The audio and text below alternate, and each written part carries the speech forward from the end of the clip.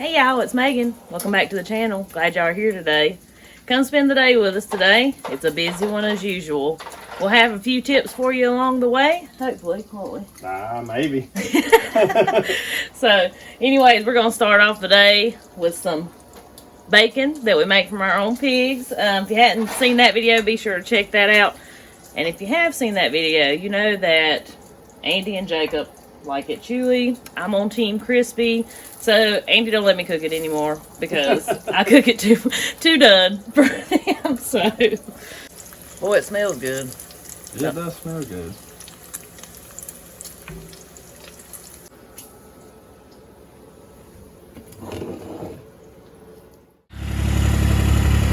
So we've eaten breakfast and it's time to get our chickens moved. I feel like we're always moving chickens, but this time of year we only move them every 2 weeks instead of every week.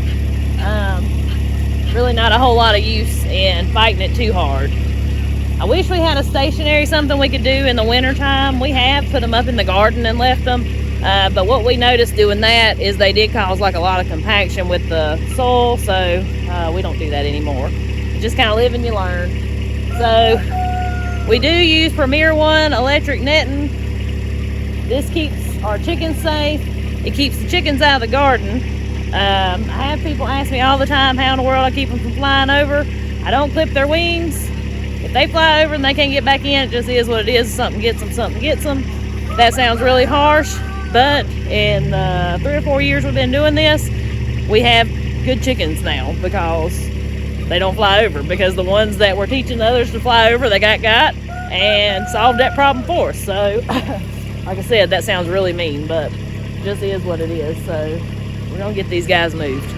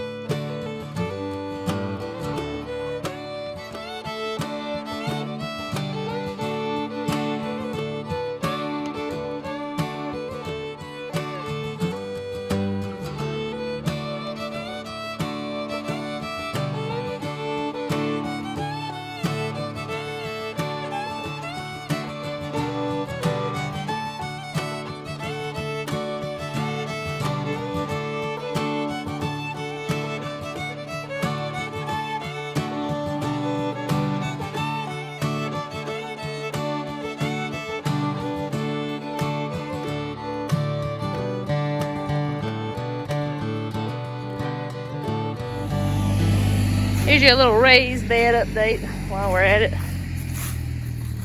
Been eyeing this one right here. We might have that for supper tonight.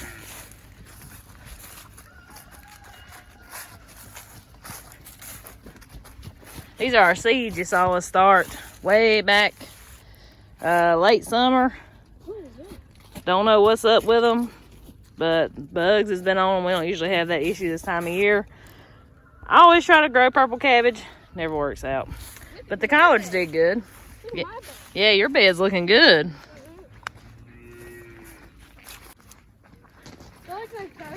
Yeah, they've grown a little bit. Y'all trying to grow, ain't you? Lemon looks a lot like his mama. Mm-hmm.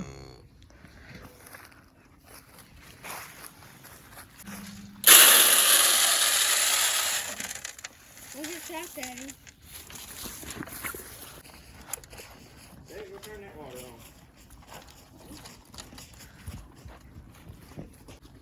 They can't never figure out that I pour feed in this trough till they eat all that. They don't have a clue. It's special. I know. They really are. That's why we're gonna eat them. They're right. That's right.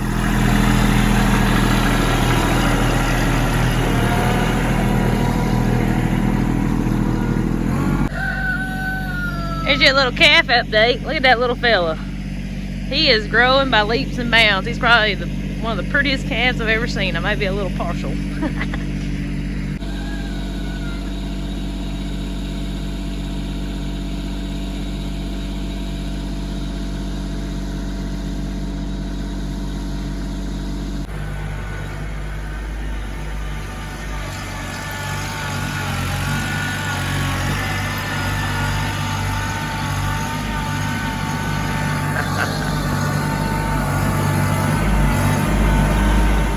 A lot of people lately have been asking us about compost. Do we have a compost video, or do we make our own compost, and just the regular old questions like that.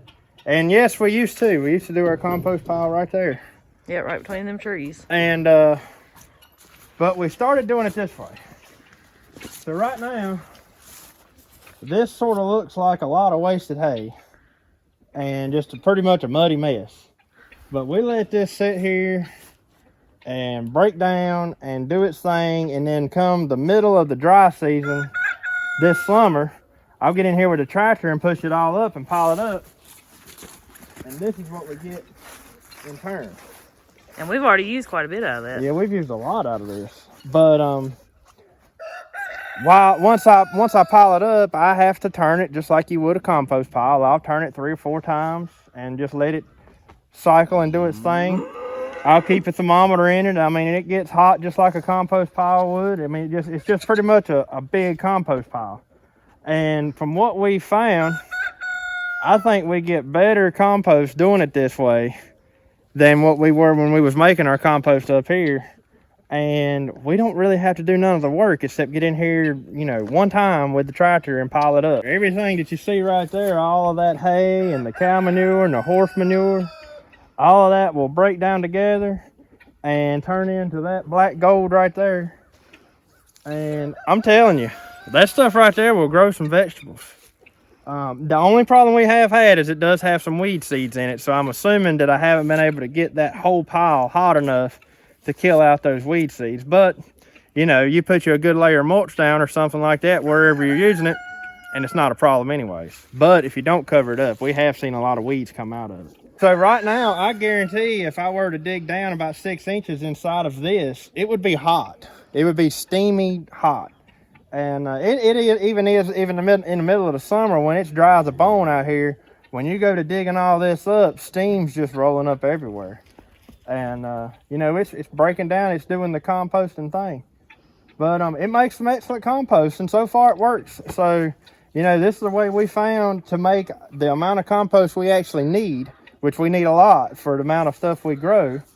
And we don't really have to do much work at it. And it's just a byproduct of us feeding our animals through the winter. Mm-hmm. So it works for us. And also, because this is a muddy spot, I mean, it just is because of the animals walking on it. It's almost like a deep bedding. Yeah, all this hay right here keeps them from being in the mud, pretty much. Because you can see how clean they all are, and they stay up here eating hay. But if you go down 6 inches, this is nasty mud. Yeah. But that layer of hay on top keeps it covered, so they're not laying in mud. Yeah. They're not, So our big pasture down there for right now is blocked off. Like, they can't access it. We will leave it blocked off till on up in the springtime when the grass really recovers in it. Right now, all they have access to is this little pasture out front here. In the springtime, well, closer to spring, when grass starts waking up again, that's when we'll block them off and just keep them in here and kind of let this one recover a little bit before we actually turn them back out onto grass. So we've still got a long hay feeding period ahead of us. Mm-hmm. But sweet babies. Which that kind of brings us to the next thing that's got to be done today. Got to load the tractor up. You can see up there, we've only got 1 roll of hay left up here. Up next to the camper. Yep. And I've got to go over to the place where we cut hay and get more.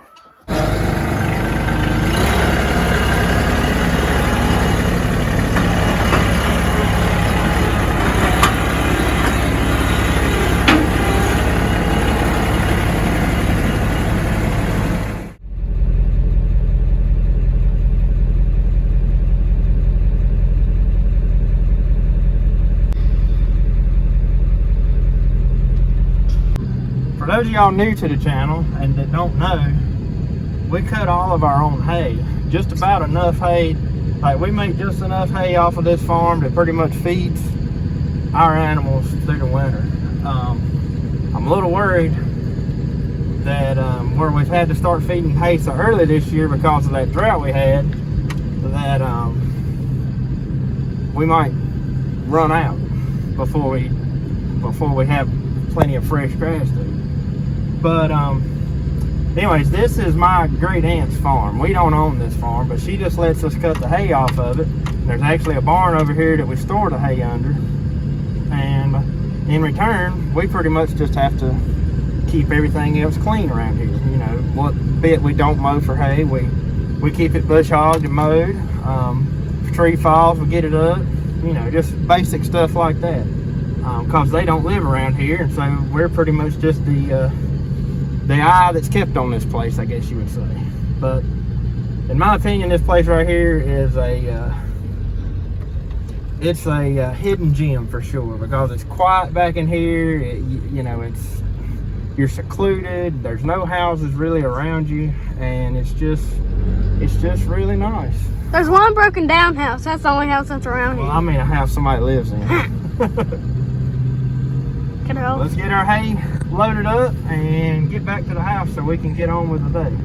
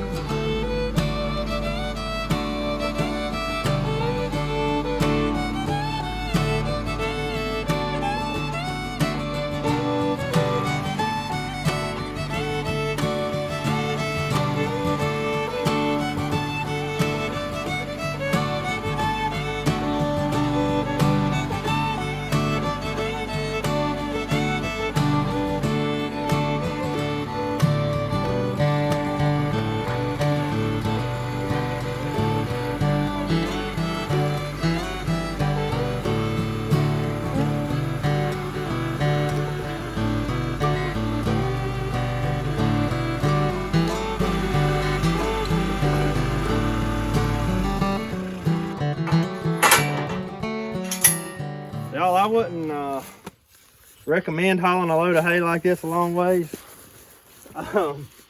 But it works for us because we're only right now we're only 2 minutes from our house, so we don't have very far to go with it.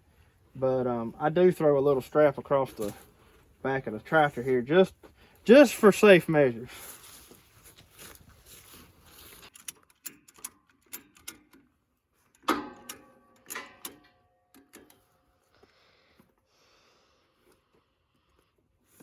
Hey, How'd you get up there? we got a we got a hay dog. So, best of my calculations here, it looks like we got about 15 bales of hay left under here. We've got 1 at the house, and we're taking 5 home right now. So that means we'll have 6 at the house. So we'll have 6 at the house. That's 21 bales total right now. So, hopefully that does us the rest of the rest of the winter. We've got 100 bales, or a little over 100 bales still of square bales in the loft as well. So we've been feeding that periodically as well. But sort of messed me up because we got 3 more unexpected mouths up there to feed this winter. Those 3 steers that you saw us feeding this morning. And while they're not eating a ton of hay, they're still eating hay. And those, when we were making hay, weren't in our plans of having this year. So, you know, that's just what happens though. So, luckily, my daddy and her daddy have plenty of hay. So, if we end up running out of hay, then maybe we can work out some kind of deal with them. So, I don't think we've got a lot to worry about. But I do hope we have enough right here to finish us out. But I guess we'll see. Look at her back there. Tiger. Tiger! What in the world are you doing, girl? Come on, let's go. She just jumps right off of them. So as we're driving back to the house here, I just wanted to kind of mention this to anybody out there who want to live sort of like we do and raise your own stuff, and you know, even take it as far as growing your own hay and everything else. You know, if you're new to this, or you're just getting started with it, and maybe you have a smaller piece of land like we do, you know, we have around 17 acres that we live on, and then we've got another 10 acres up the road that we somewhat plant stuff on. That's where our cornfields and all are. But you know, we don't really have enough land to grow our own hay and stuff like that. So, you know, if you don't take anything else out of this video, just if you're new to it, get to know your neighbors, because in our area anyways, there's plenty of old farmers around here who just don't want to see their farms grow up. So all you got to do is get to know them, become friends with them, and they may let you do the same thing to their farm. You use their land, and in turn, you just take care of the land. Pretty much you treat it like it's yours, you know, and you take care of it. And I promise you, if you get the reputation in your community that you took care of somebody's farm really, really well, that reputation will spread, and you will end up having other people asking if you want to use their farms as well. And I guarantee there'll be no money exchange. It's just the simple fact that you're taking care of their land, you're keeping it up for them. They may not be able to do that anymore, and so you know, you're doing the work aspect of it, but in return, you get the benefit of using the land. So keep that in mind. Be good neighbors, and your neighbors will be good to you.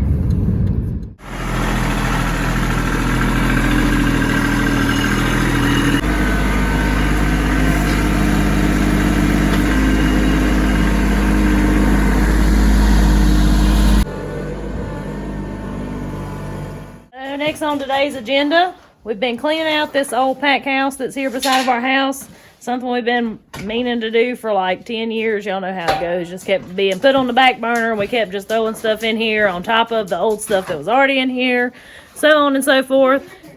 It's really turned into a job. We're on day 3 of cleaning, but it's looking much better. You probably don't think so. Y'all just wait till the next video coming out. We're going to do a full kind of before and after, so y'all be sure to look for that. But yeah, we're gonna be working on this for a few hours today, and you can see what Andy's sweeping up there. That's pretty much what the whole floor looked like. So make sure y'all watch the next video, because we have found some extremely cool things in here. What did you do with the scooper? It's right here. But we have found some really, really neat items in here, and I think some of y'all are probably going to enjoy seeing what we found.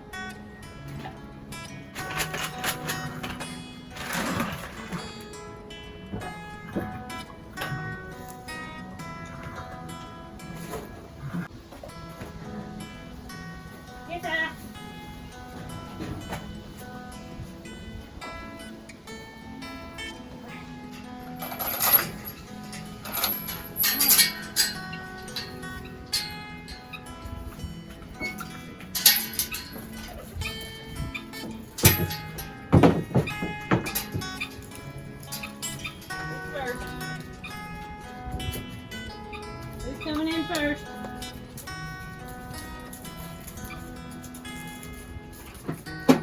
Hey.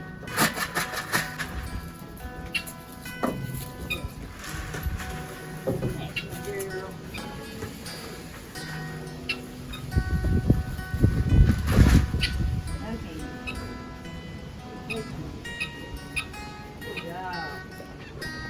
Good girl. A little more.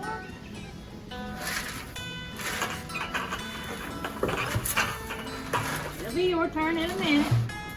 Hang on up. It'll be your turn in a minute. Come on. Okay. Come on, Candy.